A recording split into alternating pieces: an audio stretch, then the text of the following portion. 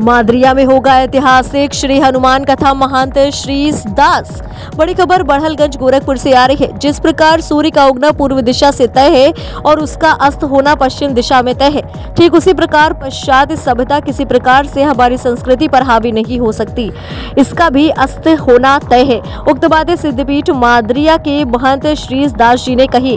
महंत श्री दास जी उपनगर बड़हलगंज में स्थित लक्ष्मी नारायण मंदिर पर मां सरयू सेवा संस्थान द्वारा आयोजित सहभोज व ब्राह्मण सम्मान समारोह कार्यक्रम में उपस्थित ब्राह्मण बंधुओं को 11 मार्च से 19 मार्च तक सिद्धपीठ मादरिया में होने वाले हनुमान कथा में आमंत्रित करने आए थे।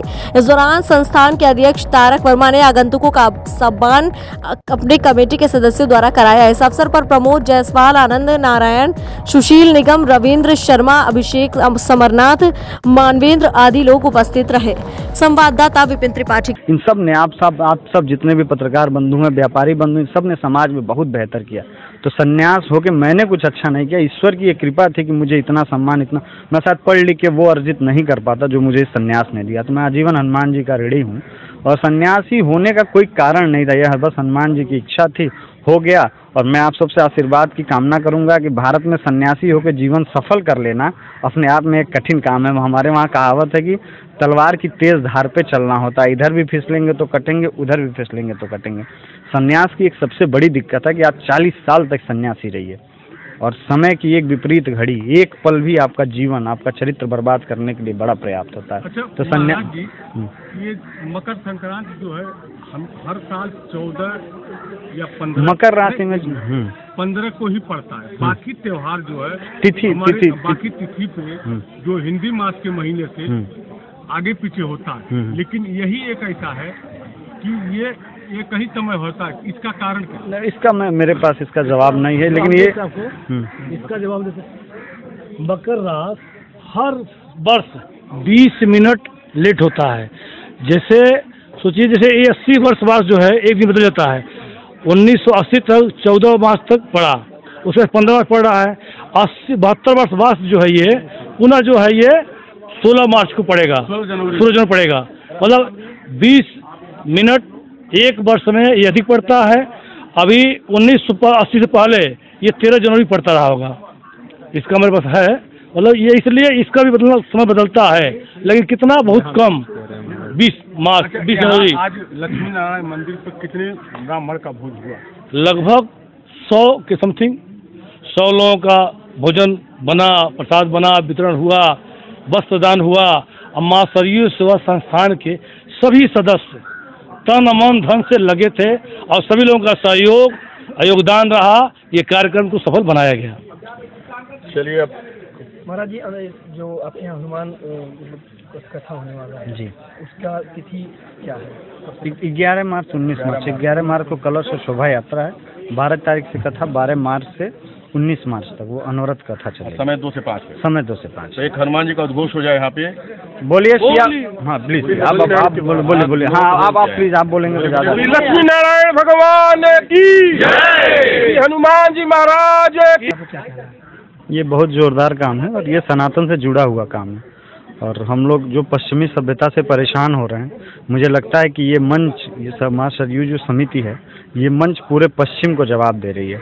और हम मानते हैं कि सूरज पूरब से उगता है, हमको पश्चिमी सभ्यता से कुछ भी सीखने की ज़रूरत नहीं है। पश्चिमी सभ्यता अपने आप, सूरज हमारा जब पश्चिम में डूब जाता है तो फिर हम पश्चिमी सभ्यता से कुछ भी नहीं सीख सकते हैं। तो मुझे लगता है कि ये जो भी संगठन है, ये अपने आप में आदर्श प्रस्तुत करता है और समूचे गोरखपुर को ही नहीं, समूचे उत्तर प्रदेश को और समूचे भारत को ये सीखना चाहिए कि हमारी वास्तविक परंपरा क्या है। मैं अपनी तरफ से इन सब तमाम लोगों को इसके लिए बधाई देता हूँ और उन सबके जीवन की मंगल कामना करता हूँ कि आप और बेहतर काम करें। बात पश्चिमी सभ्यता की आप कर रहे हैं, लेकिन कहीं कहीं ये देखने को और सुनने को मिल रहा है कि जो आजकल की युवा पीढ़ी है पाश्चात्य सभ्यताओं को अपनाने की होड़ में लगी है। पर आप क्या कहें? बिल्कुल भैया, आपने अभी कोरोना का दंश झेला है। ये सवाल अपने आप में खुद का जवाब है। अगर मैं जवाब दूं तो शायद बेहतर नहीं होगा। आप अपने आप को एक बार 2 साल पहले घूम के देख लीजिए, अपने अतीत में झांक लीजिए, पश्चिमी सभ्यता की तरफ बढ़ने वाले लोगों का क्या हश्र हुआ। आपको इस बात पे गौरव करना चाहिए कि भारत में जितने लोग थे उन सबके मसालों को पूजा गया। वो आपके जो ब्राह्मणों की जो सबसे बड़ी सभ्यता थी प्रणाम करने की, बैठने की, बैठाने की, इसको पूरी दुनिया जब आपको सहज स्वीकार करने लगे, परिस्थितियां जब स्वयं में स्वीकार करने लगे, आपके जितने भी मत हैं वो वैज्ञानिक अपने आप सिद्ध हो जाएं, तो फिर पश्चिमी सभ्यता का मुझे लगता है कहीं कोई बात नहीं होनी चाहिए, वो अपने आप में गौण हो जाता है। जहाँ से आप उत्तराधिकारी हैं जी जी, वहाँ पर आने वाले समय में कुछ एक बड़ा आयोजन हो, जी जी, इसके बारे में आप कुछ बताएं। मैं सिद्धपीठ मदरिया से मैं वहाँ का सेवक हूँ और आप सबके चैनल के माध्यम से मैं सबको आमंत्रित भी करूँगा। अभी आपने दिव्य राम कथा यहीं बढ़लगंज के प्रांगण में सुनी है और राम के बिना हनुमान अधूरे हैं, तो हनुमत कथा पूज्य विजय कौशल जी महाराज जी से मुखार बिंदु से होना है, जो कार्यक्रम बहुत पहले से प्रस्तावित था। जब हम लोग को ये पता चला कि राम कथा होने वाली है तो मुझे लगा कि राम कथा से पहले अगर हनुमान कथा की जाएगी तो शायद ये अवहेलना होगी। सन्यासी होने के नाते, ब्रह्मचारी होने के नाते हम लोगों ने इस कार्यक्रम को राम जी की कथा के बाद 11 मार्च से 19 मार्च को सिद्धपीठ मदरिया के विशाल प्रांगण में इसका आयोजन किया गया है और मैं उम्मीद करूंगा कि जो भी लोग इसको देखेंगे, सुनेंगे, वो सब सादर आमंत्रित हैं। उन सबका मैं इस हनुमत कथा का समय क्या है? 2 से 5 का समय रखा गया, 2 बजे से शाम 5 बजे तक। वो चूँकि व्यक्तिगत सवाल आप, जी जी जी, एक वेल एजुकेशन लेने के बावजूद संत के भेष में और एक मंदिर पे आकर के लोगों के बीच में सेवा करने का सौभाग्य है भैया। अभी आप देखिए, मैं उम्र में सबसे कम और सबसे छोटा हूँ, फिर भी यहाँ जो लोग भी अनुभवी हैं, जिन्होंने समाज में बहुत अच्छा काम किया, इन सब ने आप